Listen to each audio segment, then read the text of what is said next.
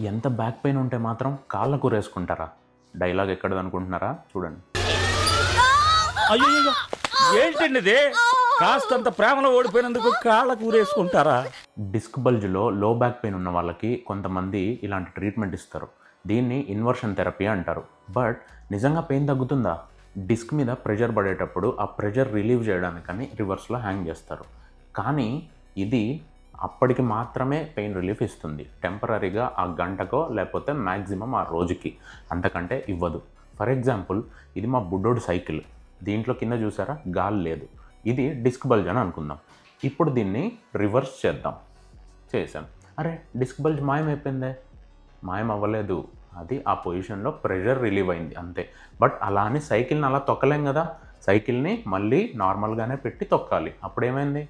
అరే, మళ్ళీ వచ్చేసింది. సో ఈ రివర్స్ చేసి ఇన్వర్షన్ థెరపీ వల్ల temporary relief for the day maximum ఉండొచ్చు, అంతకంటే ఉండదు. మళ్ళీ లేచి మనం కాళ్ళతోనే నడవాలి, చేతులతో నడవలేము. This is not a permanent solution and very very temporary. But మీరు ట్రై చేయాలా ఇది అని అడిగితే మాత్రం, మన ఓల్డ్ మూవీస్లో హీరోని విలన్లు రివర్స్లో కట్టేసి హింసించడం ఎలా ఉంటుందో తెలుసుకోవాలంటే తప్పకుండా ట్రై చేయండి.